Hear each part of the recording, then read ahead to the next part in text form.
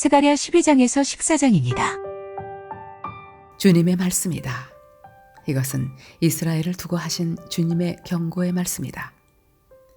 하늘을 펴신 분, 땅에 기초를 놓으신 분, 사람 안에 영을 만들어주신 분께서 말씀하신다. 이제 내가 예루살렘을 잔으로 만들어 주변의 모든 민족을 취하게 하고 비틀거리게 하겠다. 예루살렘이 포위를 당하는 날에는 유다의 여러 성읍들도 다 포위를 당할 것이다. 그날에 세상 모든 이방 민족이 예루살렘에 대항하여 집결할 때에 내가 예루살렘을 바위가 되게 할 것이니 모든 민족이 힘을 다하여 밀어도 꿈쩍도 하지 않을 것이다. 그 바위를 들어 올리려고 하는 자는 누구든지 상처를 입을 것이다. 그날에 내가 모든 말을 쳐서 놀라게 하며 말탄 자를 쳐서 미치게 할 것이다. 나 주가 하는 말이다. 내가 유다 백성은 지켜 돌보겠지만 모든 이방 민족이 부리는 말들은 쳐서 눈이 멀게 하겠다. 그러면 유다의 지도자들은 속으로 예루살렘에 사는 사람들이 그들의 하나님 만군의 주님을 힘입어서 강하게 되었다 할 것이다. 그날에 내가 유다의 지도자들을 나무단 사이에 놓인 과열된 도가니처럼 곡식단 사이에서 타는 횃불처럼 만들겠다. 그들이 주변의 모든 민족을 좌우로 닥치는 대로 불사를 것이다. 그러나 예루살렘은 다치지 않고 제자리에 그대로 남아있을 것이다. 나 주가 유다의 거처를 먼저 구원해 주겠다. 다윗 집안의 영광과 예루살렘에 사는 주민의 영광이 아무리 크다 하여도 유다의 영광보다 더 크지는 않을 것이다. 그날에 나 주가 예루살렘에 사는 주민을 보호할 것이니 그들 가운데 가장 연약한 사람도 그날에는 다윗처럼 강하게 될 것이다. 다윗 집안은 하나님처럼 곧 백성을 인도하는 주의 천사처럼 그렇게 백성을 인도할 것이다. 그날이 오면 내가 예루살렘을 치러 오는 모든 이방 나라를 멸망시키고 말겠다.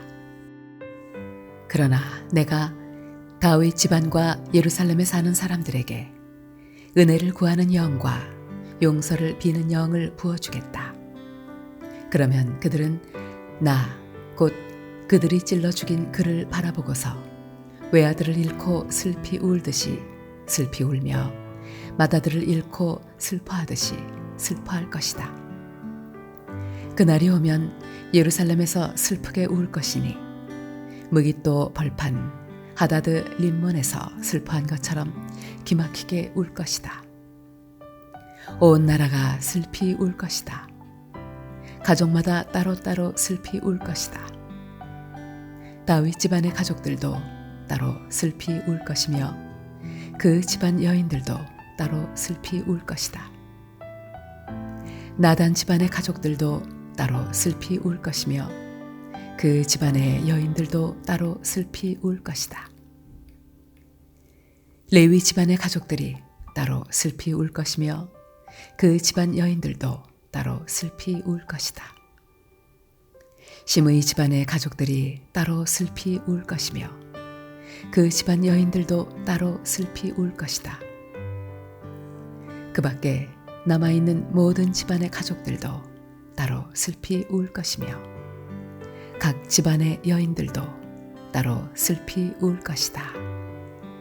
그날이 오면 샘 하나가 터져서 다윗 집안과 예루살렘에 사는 사람들의 죄와 더러움을 씻어줄 것이다. 그날이 오면 내가 이 땅에서 우상의 이름을 지워서 아무도 다시는 그 이름을 기억하지 못하도록 하겠다. 나 만군의 주가 하는 말이다. 나는 또 예언자들과 더러운 영을 이 땅에서 없애겠다.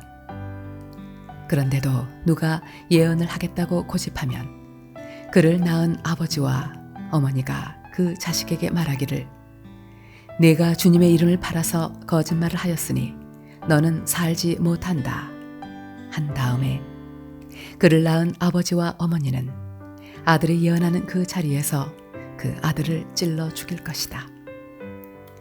그날이 오면 어느 예언자라도 자기가 예언자 행세를 하거나 계시를 본 것을 자랑하지 못할 것이다. 사람들에게 예언자처럼 보이려고 걸치는 그 거친 털옷도 걸치지 않을 것이다. 그리고는 기껏 한다는 소리가 나는 예언자가 아니다.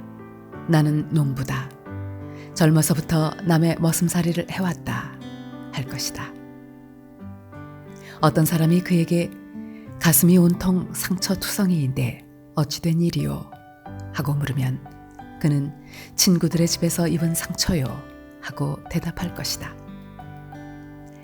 가라, 깨어 일어나서 내 목자를 쳐라. 나와 사이가 가까운 그 사람을 쳐라. 나 만군의 주가 하는 말이다. 목자를 쳐라. 그러면 양떼가 흩어질 것이다.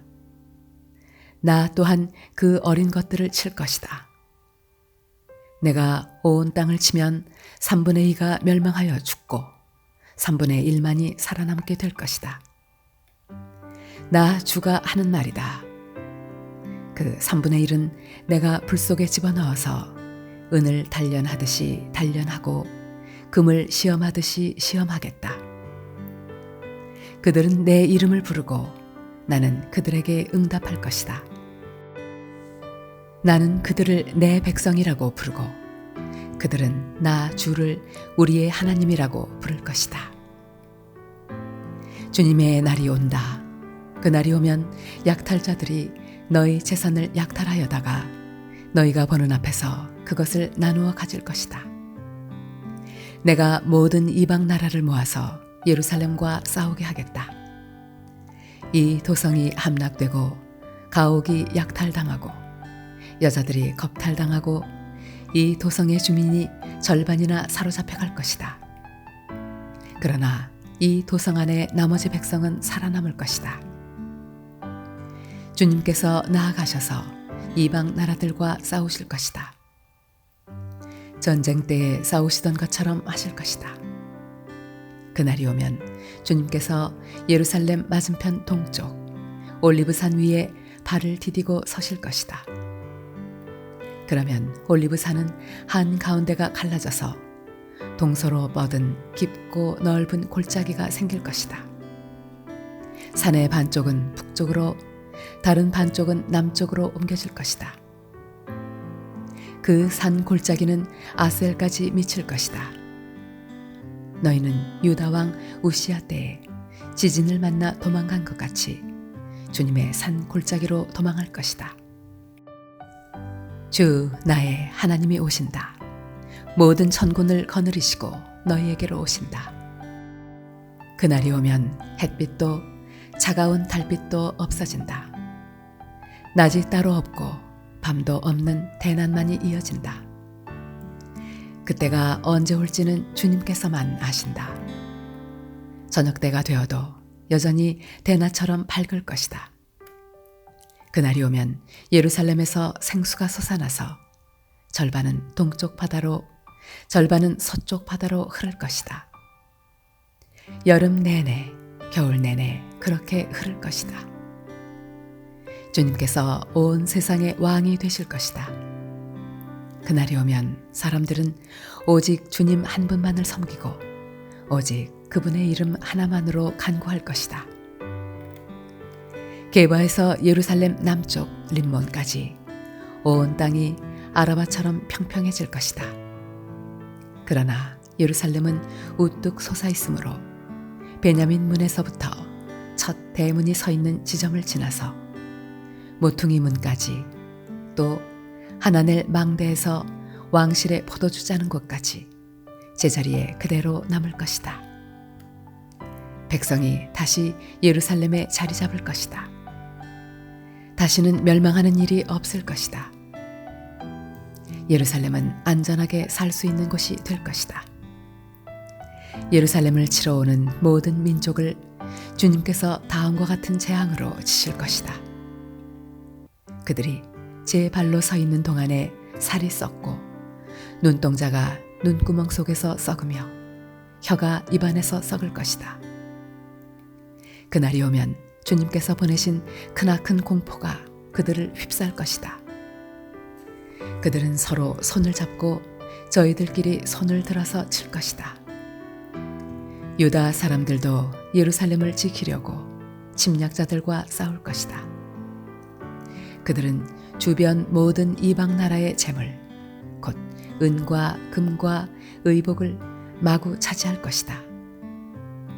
말과 노새와 낙타와 나귀 할 것 없이 적진에 있는 모든 짐승에게도 적군에게 내린 이 같은 재앙이 내릴 것이다. 예루살렘을 치러 올라온 모든 민족 가운데서 살아남은 사람들은 해마다 예루살렘으로 올라와서 왕이신 만군의 주님께 경배하며 초막절을 지킬 것이다. 이 세상의 어느 백성이라도 예루살렘에 올라와서 왕이신 만군의 주님께 경배하지 않으면 그들의 땅에는 비가 내리지 않을 것이다. 이집트 백성이 예루살렘으로 올라와서 어울리지 않으면 그들의 땅에도 비가 내리지 않을 것이다. 주님께서는 초막절을 지키러 올라오지 않은 이방 나라들에게 내리실 그 똑같은 재앙을 그들에게도 내리실 것이다. 이것은 초막절을 지키러 올라오지 않은 이집트 사람과 모든 이방 민족이 받을 벌이다. 그날이 오면 말방울에까지 주님께 거룩하게 바친 것이라고 새겨져 있을 것이며 주님의 성전 안에 있는 모든 솥이 제단 앞에 있는 그릇들과 같이 거룩하게 될 것이다. 예루살렘과 유다에 있는 모든 솥도 만군의 주님께 거룩하게 바친 것이 되어 제사를 드리는 사람들이 와서 그 솥에 제물 고기를 삶을 것이다. 그날이 오면 만군의 주님의 성전 안에 다시는 상인들이 없을 것이다.